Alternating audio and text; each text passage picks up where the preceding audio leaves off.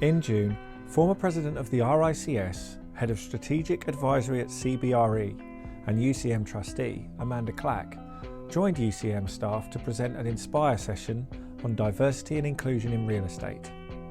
Following her talk, she sat down with Kate Lindsay of the online education department to answer some more questions. When we talk about diversity and inclusion, what are the forms of diversity we're looking at in the modern workplace? So I think when we talk about diversity and inclusion, there's lots of different aspects to it. There's effectively the protected characteristics that kind of underpin it. That was set out in the Equality Act of 2010. It covers everything from gender reassignment, LGBTQ, BAME, people with disabilities, etc. So that's certainly one form of diversity. The other we need to think about is diversity of thought, particularly when we're working with communities and we're building the environments for the future. And inclusion is actually about how do we attract that talent that's all about social inclusion. Since 2017, the gender pay gap needs to be reported by all firms in the UK with more than 250 employees. What we are seeing is that not many women are reaching the top positions. What do you think we can do about that? The gender pay gap statistics, particularly in 2017 when they first came out, were not happy reading for real estate and construction. There's not been much improvement in 2019, effectively now where we are today. I think there's lots that we need to do to address the gender balance, particularly in terms of the recruitment policies that we have to attract more women into our sector and the profession.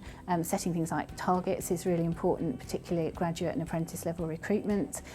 Also supporting women in the workplace to, particularly mid-career, as they're kind of thinking about maybe having families or they've got parental responsibilities, to make sure that they actually stay engaged with the workforce and that they can kind of come back and have a career that goes on to those higher levels.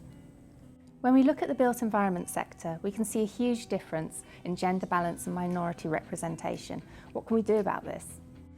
For me, changing the dial on all aspects of diversity, particularly from those that are minority representations, is really, really critical, and it's kind of the reason why we wrote the book, because if everybody does something, you're just changing that dial just a little bit. There's so much that we need to do. I'd say, get the book for your CEO, that's the starting point. It has to start in terms of the leadership vision at the top. But we have to look particularly, there's a lot at the moment about gender and that's incredibly important, but also we need to look at things like LGBTQ, BAME, mental health is equally important, as well as people with disabilities. So looking at all aspects and trying to get a strategy in place that tackles all of those is really the plea to all organisations. This being a UCEM Inspire session, we ask all our speakers what inspires them. What inspires you? Making a difference, I think, is probably the first thing, and I absolutely love the built environment. The fact that we're doing something every single day that's going to have an impact on people's lives, both now and actually for the future, you're looking down the telescope the other way and you're predicting what the future's going to be, and you're having an impact for, what could be sort of hundreds of years' time. So that's great. Thank you.